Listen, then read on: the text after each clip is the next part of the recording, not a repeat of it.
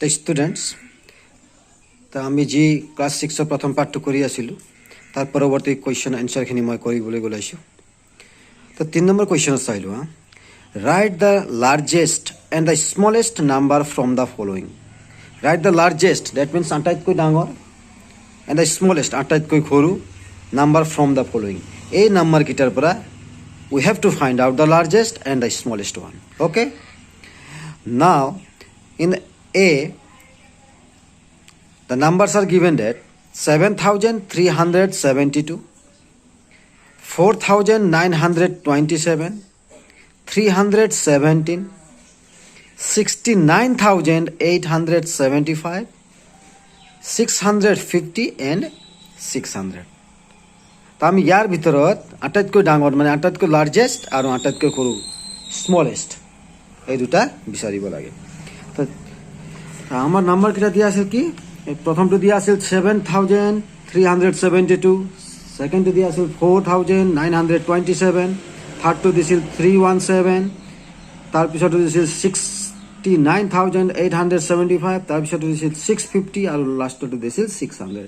গতিকে আমি ইয়াৰ পৰা চাই গম পাম এইটো 69,000 হৈ আছে, গতিকে আমাৰ লাৰ্জেষ্ট নাম্বাৰটো হ'ব কিমান 69,875 এণ্ড দ্য স্মলেষ্ট ইয়াৰ ভিতৰত আটাইতকৈ স্মলেষ্ট নাম্বাৰটো কোনটো হ'ব আমি চালে গম পাই যাম, এইটো 317 অনলি, ইফালে 600, গতিকে আটাইতকৈ সৰুটো হ'ল কিমান 317, there for the smallest number is 317। হ'ল এক নম্বৰ কুৱেশ্যনটো। দুই নম্বৰটোত দিয়া আছিল বি নম্বৰটোত 2,853, 8,691, 9,999, 13,001 and 1,23,600। গতিকে ইয়াৰ ভিতৰত আমাৰ আটাইতকৈ ডাঙৰ the largest number of the following numbers is to be 1,23,600. Okay, then after the smallest one, which one is the smallest? আটাইতকৈ সৰু কোনটো হৈ আছে ইয়াত, এইটো 8,000, এইটো 2,000, গতিকে আটাইতকৈ সৰু ইয়াত 2,000 আছে, গতিকে আমাৰ এনসাৰটো হ'ব স্মলেষ্ট নাম্বাৰটো কি হ'ব 2,853, এইটো আৰু আমাৰ স্মলেষ্ট নাম্বাৰ। তাৰ পিছৰটো দিছে 4 নম্বৰ কুৱেশ্যন, আমি 4 নম্বৰ কুৱেশ্যন লৈ আহিছোঁ। ইয়াৰ পিছত 4 নম্বৰ কুৱেশ্যনত কৈছে write the largest and the smallest number formed by the digit 7,835. That means what?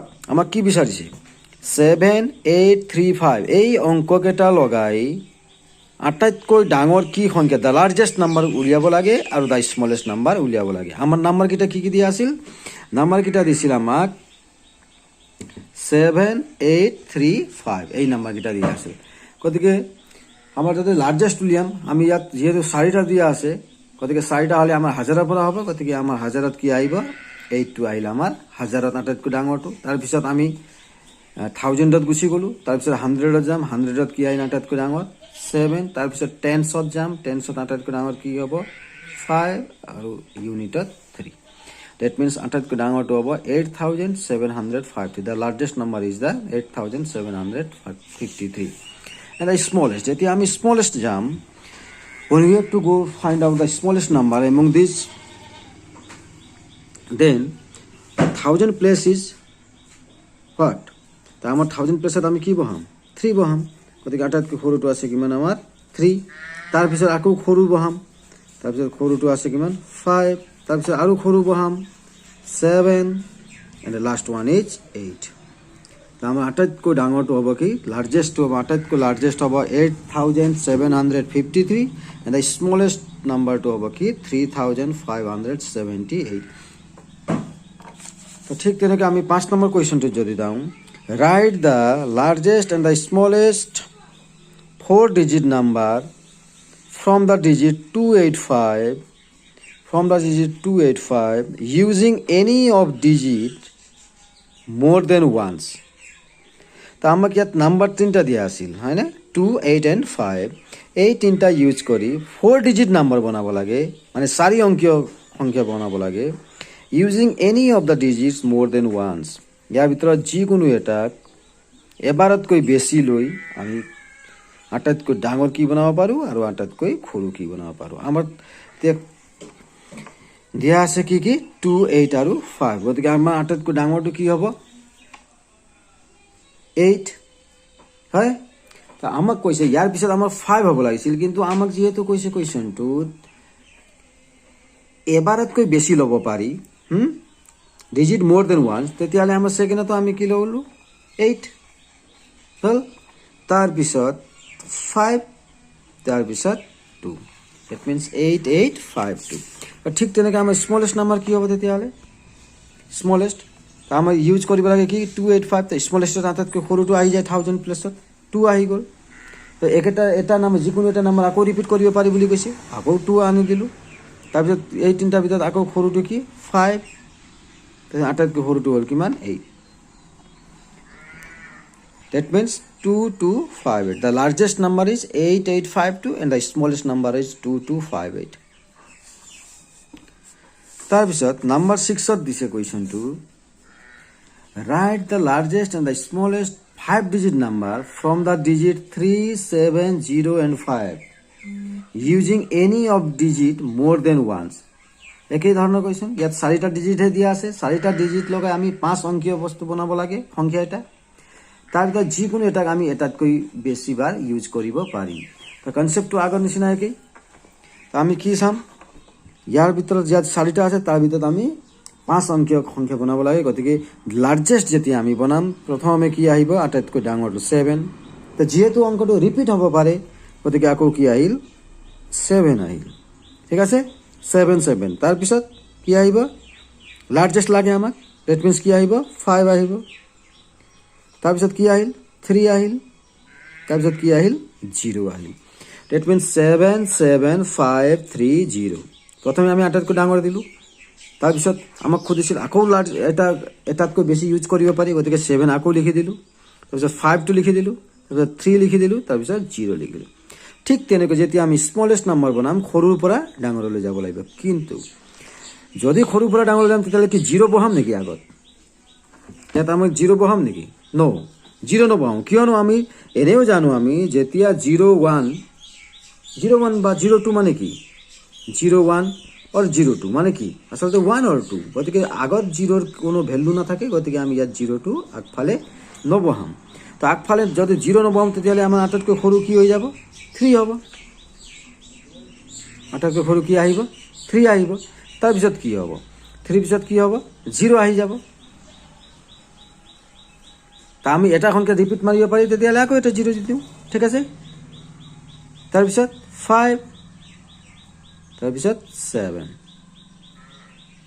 30057 that is the smallest number এইখিনি যদি তোমালোকৰ কনফিউজন আছে 5 6 আৰু এবাৰ চাই লোৱা আমাক দিছে we have to find the largest and the smallest number by using 3 digits 285 but the number is the 4 digit number 4 অংকীয় সংখ্যা বহাব লাগে আমাক দিয়া আছে ডিজিট 3টা গতিকে আমাৰ নিশ্চয় যিকোনো এটা ৰিপিট মাৰিব লাগিব ঠিক আছে তো ৰিপিট মাৰিবলৈ লাৰ্জেষ্ট নাম্বাৰত সদায় কি হয় ডাঙৰৰ পৰা সৰুলৈ যাব লাগিব to find out the largest number we have to arrange the number in such that the large digit is always in the left side therefore 8 যোনটো আমাৰ 8 টো ইয়াত বহিল ঠিক আছে তাৰপিছত আকৌ যেহেতু লাৰ্জাৰ নাম্বাৰ আৰু ইয়াৰ ভিতৰত যিকোনো এটা ৰিপিট মাৰিব পাৰিম আকৌ এটা একেই সংখ্যা লিখিব পাৰিম গতিকে 8 টো আকৌ আনি দিলোঁ ঠিক আছে তাৰপিছত তাতকৈ ডাঙৰ সংখ্যা 5 তাৰপিছত একেবাৰে সৰু সংখ্যাটো 2 তো ঠিক তেনেকৈ যদি আমি স্মলেষ্ট নাম্বাৰ উলিয়াম ইয়াৰ পৰা তো একেবাৰে সৰুটো কি আছে 2 তো 2 দিলোঁ আকৌ 2 এ ৰিপিট মাৰি দিলোঁ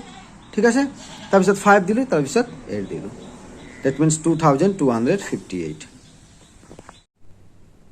তাৰপিছত নাম্বাৰ 7ত দিয়া আছে right the following numbers in ascending orders that means ascending order মানে সৰুৰ পৰা ডাঙৰলৈ হৈ যাব লাগে যেনে 3 আহিল 7 আহিল 9 আহিল 12 আহিল দ্যাট মিন্স কি আমি ইফালৰ পৰা ইফালে বাঢ়ি গৈ আছোঁ ঠিক আছে তো আমাৰ কি হ'ল এচেণ্ডিং অৰ্ডাৰ্ছ দিয়া আছে এটা কোৱা হয় এচেণ্ডিং অৰ্ডাৰ্ছ আৰু এটা হ'ল ডিচেণ্ডিং অৰ্ডাৰ এইটো আমাৰ ইম্পৰ্টেণ্ট গতিকে তোমালোকে চাবা ইয়াত এচেণ্ডিং অৰ্ডাৰ কৰিবলৈ দিয়া আছে মানে সৰুৰ পৰা ডাঙৰলৈ যাব লাগিব তো সেইটো কৰোঁতে আমাৰ নম্বৰবিলাক কি দিয়া আছে 7 নম্বৰত 96,259 আনটো দিয়া আছে 20,635 3 নম্বৰটো দিয়া আছে 96,000 and only 25 4 নম্বৰ 87,562 আৰু এটা দিয়া আছে 70,025 তো ইয়াৰ ভিতৰত আমাৰ আটাইতকৈ সৰু কোনটো হ'ব এইটো দিয়া আছে কিমান থাউজেণ্ড অনলি 20,000 ডেট মিনছ আমি যেতিয়া বহাম তেতিয়াহ'লে আমি প্ৰথমে কি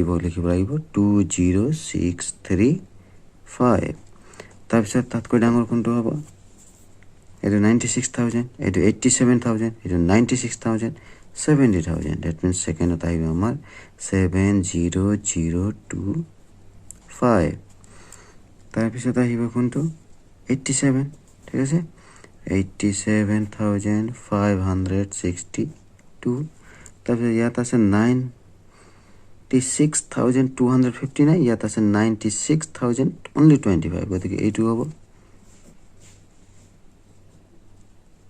আৰু একেবাৰে শেষত লাষ্টত কোনটো হ'ব 96,259 এইটো হ'ল আমাৰ এসেন্ডিং অৰ্ডাৰ আৰু এটা কথা মনত ৰাখিবা এসেন্ডিং অৰ্ডাৰ লিখোতে যদি আমি জানো দুটা চিন থাকে এটা চিন হ'ল এইটো আৰু এইটো এটা চিন হ'ল এইটো এসেন্ডিং অৰ্ডাৰত সদায় আমি এই চিনটো ব্যৱহাৰ কৰিম ঠিক আছে তেতিয়াহ'লে আমি এনেকৈ লিখিব পাৰোঁ ইয়াক এই চিনটোৰ মাজত দিব পাৰোঁ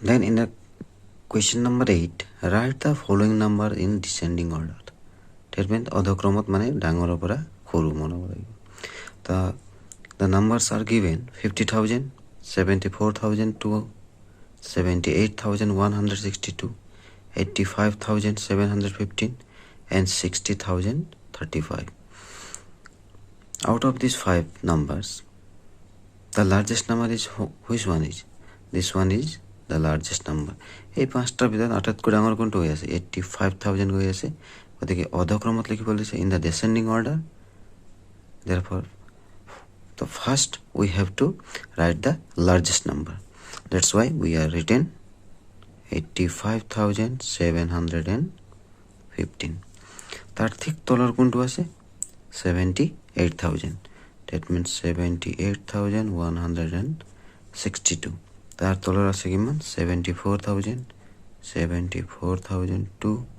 তার তলত আছে 60,035 and the last one is 50,000 আৰু যদি আমি ইয়াত সিম্বল ব্যৱহাৰ কৰোঁ তেতিয়াহ'লে সিম্বলটো কেনেকৈ সিম্বল বহিব এই সিম্বলটো বহিব মানে ইয়াত এনেকৈ আমি দিব পাৰোঁ সিম্বল ঠিক আছে then in the question number 9 what is the question number 9 is write the following numbers in expanded form ঠিক আছে ইয়াক বিস্তৃত ৰূপত লিখিবলৈ দিছে এক্সপান্ড মানে ইয়াক এক্সপান্ড কৰি আমি লিখিব লাগিব এটো হ'ল আমাৰ 3,520 ইয়াক আমি এক্সপান্ড কৰি কেনেকৈ লিখিম তাৰ কাৰণে মই ইয়াত লিখি ৰাখিছো ones tens 100,000 that means 3 into 1,000 plus 5 into 1s 10 100 5 into 100 plus 2 into 10 plus 0 into 1 that means 3,520 when we expand then the explanation is this one is okay similarly in the number b 2222 that means 2,222 that means this 2 is 1,000 plus therefore 2 into 1,000 plus this 2 is at the ones tens 100 plus this one is tens and this one is ones that's why 2 into 1,000 plus 2 into 100 plus 2 into 10 plus 2 into 1 that means 2,222 C number দিয়া আছে 2098 that means 2098 তো আমরা ইয়াত যদি আমি expand কৰো if we expand this then 2 into 1 the place of 2 is what that means 1s 10 100,000 that means 2 into 1,000 plus 0 into 1s 10 100 the place of the 0 is 100 plus 9 into 10 plus 8 into 1 in this type we can expand any number okay now we are going to the number D 98,810 that means If we expand that, then we have to go through this digit ones, tens, hundred, thousand. This one is 10,000. After 1,000, we have go to the 10,000. That means 9 into 10,000. Okay, 1, 10, 0, 10,000 plus 8 into 1,000. Ones, 10, 100, 1,000. That means 8 into 1,000 plus 8 into hundreds plus 1 into 0, 1 into 10 plus 0 into 1. Similarly, you can easily expand number E and F, and these two are. Now we are moving to the number 10 number questions. Write the place value of the following underlined digits. We have to find the place value, that means স্থানীয় মান কিমান হ'ব যোনটো underline কৰা আছে. In the first questions 9146, 9146, the first question is 9146 where 6 is underlined, and we have to find out the place value of the digit 6. Therefore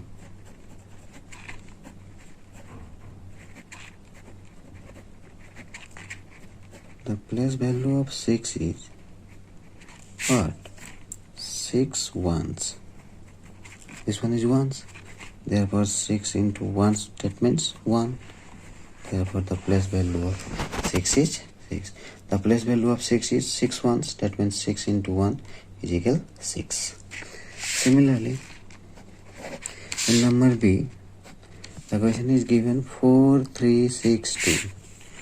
4362. The underline is below the number 6. In this case also, the place value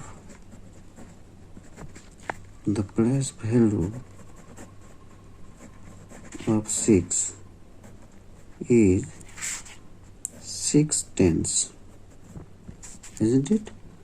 The place of 6 is what? 1 tens, that means 6 tens. Okay, then 6 tens, that means 10. 6 into 10 is equal 60. Therefore the place value is 60. Number third one is 7405. Similarly, the place value of 4 is what? Ones, 10, ones, 10 and 100. That means 4 into 100 is equal, the place value of 4 is equal what? 400.